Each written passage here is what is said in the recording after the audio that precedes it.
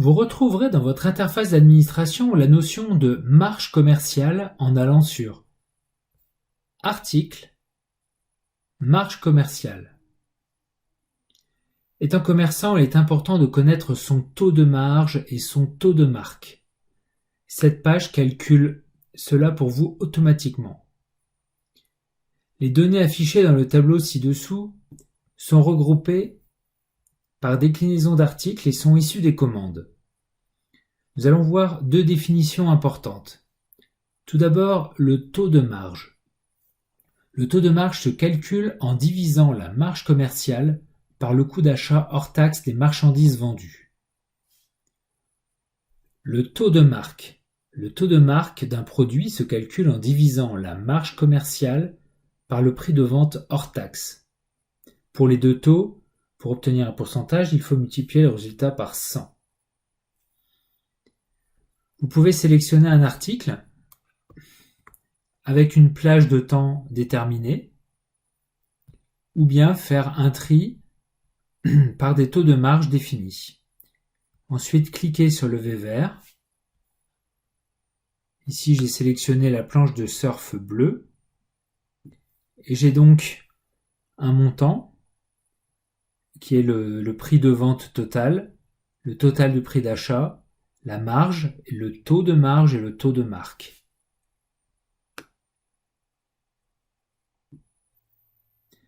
Pour avoir des renseignements complémentaires sur le fonctionnement d'un prix d'achat pour le calcul des marges, je vous invite à cliquer sur le lien dans Conseils qui s'intitule « Voir les explications concernant le prix d'achat ».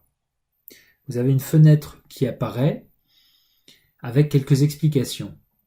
Une marge ne pouvant pas être calculée sans prendre en compte le prix d'achat d'un produit, vous trouverez ainsi les détails du fonctionnement du prix d'achat. Tout d'abord, le prix d'achat par défaut. Le prix d'achat par défaut est un montant enregistré pour chaque article depuis sa fiche, la gestion des tarifs ou la mise à jour personnalisable, dans la colonne prix d'achat par défaut. Il est commun à toutes les déclinaisons de l'article, avec des variations en fonction des combinaisons d'options. Il est proposé comme valeur par défaut pour la colonne stock prix d'achat, dans la gestion des stocks lors de la saisie de la première entrée en stock d'une des déclinaisons de l'article. Ensuite, nous trouvons le prix d'achat des entrées en stock, c'est-à-dire le prix d'achat réel. Le prix d'achat réel de chaque article entré en stock doit être renseigné dans la colonne stock prix d'achat de la gestion de stock pour chacune des déclinaisons disponibles. Il est ainsi possible d'avoir un prix d'achat différent selon les déclinaisons de l'article ou selon les fournisseurs. Ensuite, nous avons les articles dont le stock n'est pas géré. Pour les articles dont le stock n'est pas géré, vous avez un champ « Ne pas gérer le stock de cet article » sur la fiche article ou la colonne « Ne pas gérer le stock » dans la mise à jour personnalisable. Il est possible de conserver une entrée en stock avec une quantité de 0.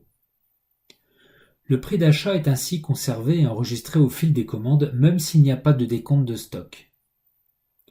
Ces articles ont la particularité de n'avoir qu'une seule entrée en stock par déclinaison.